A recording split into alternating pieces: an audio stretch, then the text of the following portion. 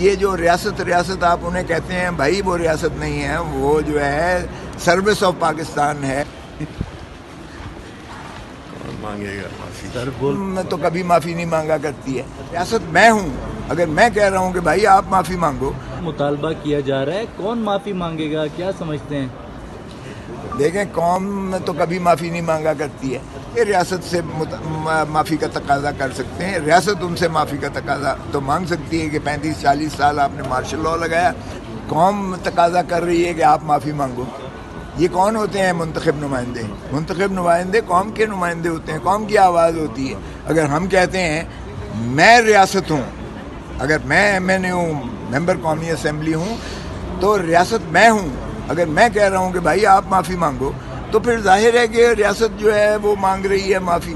اور یہ جو ریاست آپ انہیں کہتے ہیں بھائی، وہ ریاست نہیں ہے، وہ جو ہے سروس آف پاکستان ہے، اور وہ ریاست کے ٹیکسوں کے خون پسینے کی کمائی کے جو ہے وہ ان کو تنخواہ ملتی ہے۔ سو اس لیے خدا را وہ کیسے ریاست سے معافی کا تقاضا کر سکتے ہیں؟ ریاست ان سے معافی کا تقاضا تو مانگ سکتی ہے کہ 35-40 سال آپ نے مارشل لاء لگایا، اور باقی 35-40 سال آپ نے جو ہے یہ کٹھ پتلی کا جو ہے تماشا ڈرامہ کر کے آپ ہی بیچ میں جو ہے اس ملک میں بناتے رہے اور گراتے رہے حکومتوں کو۔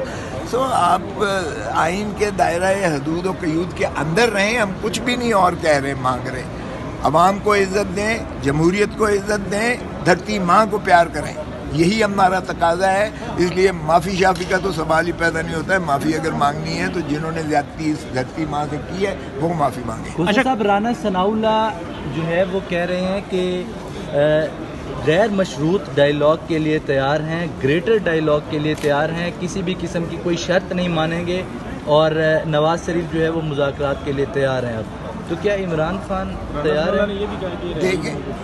دیکھیں ہم بالکل تیار ہیں، مگر سوال یہ ہے کہ رانا ثناءاللہ کہہ کون رہا ہے جس کو عوام نے مسترد کیا ہے؟ کہہ کون رہا ہے؟ کس کے بارے میں کہہ رہا ہے؟ نواز شریف جو ڈاکٹر یاسمین سے ہارا ہوا ہے اور چوری کے مینڈیٹ پر بیٹھا ہوا ہے۔ او بھائی، پہلے یہ آپ یہ جو 100 نشستیں ہیں ان کا بھی جو ہے آپ عوام کے مینڈیٹ کو، آپ کہتے تھے کہ ووٹ کو عزت دو، بالکل سر آنکھوں پر ووٹ کو عزت دو، تو پھر ووٹ کو عزت دو نا، مینڈیٹ عوام کا مانو نا، اپنی شکست کو تسلیم کرو نا، پھر جو ہے وہ جتنی نشستیں آپ کی بنتی ہیں ہم بالکل تیار ہیں، اور غیر مشروط تیار ہیں۔ ظاہر ہے کہ فیصلہ تو عوام نے بالآخر جو ہے آپس میں مفاہمت کے ساتھ ہی کرنا ہے، گرینڈ ڈائیلاگ کریں، اس کو جو مرضی کہہ لیں، لیکن پہلے اس ایوان کو پوتر کریں، پہلے ووٹ کو عزت دیں، پہلے ان کو بحال کریں جو جیتے ہوئے ہیں 8 فروری 2024 کو جو جیتے ہوئے ہیں ان کو بحال کر دیں، ہمارا کوئی مسئلہ نہیں ہے۔ کھوسہ صاحب، عمران خان نے جو آرمی چیف کو کوئی خط لکھنے کے لیے لکھ رہے ہیں، سننے میں آ رہا ہے، کیا کوئی معافی نامہ کا خط ہے؟ کس چیز کا خط لکھنے جا رہے ہیں؟ بھائی، نہ کوئی خط لکھ رہا ہے نہ کوئی معافی مانگ رہا ہے، کس غلط فہمی میں ہو؟ معافی وہ مانگیں گے، آپ دیکھیں گے سارے جو ہے اس ملک کا حل جو ہے وہ اڈیالہ جیل کے دروازے پر ہے۔ آج کیوں عمران ان کو فوبیا ہوا ہے؟ سارے 2000 سے عمران کے گردی ساری چیزیں گھوم رہی ہیں۔ یہ بغیر عمران خان کے نہ یہ حکومت چل سکتی ہے، نہ یہ سیاست چل سکتی ہے، نہ جمہوریت چل سکتی ہے۔ یہ ان کو جتنی جلدی اسٹیٹ آف ڈینائل سے باہر آ جائیں ان کے لیے بہتر ہے۔ معافی مانگنی ہے تو یہ مانگیں۔ Thank you. تو ہر چیز کا ہم تو مذاکرات ہی ہوتے ہیں، لیکن ایک نیت ہی اور بڑا پن ہونا چاہیے، اور اس وقت جو صورتحال ہے اس میں ہمیں ان دونوں چیزوں کی کمی محسوس ہوتی ہے۔ تو کشمیر میں حالات خراب ہو چکے ہیں، کیا کہیں گے؟ یہ بڑا پریشان کن ہے، اس کو بڑا مس ہینڈل کیا ہے کشمیر کی گورنمنٹ نے اور فیڈرل گورنمنٹ نے، جو جس طرح سے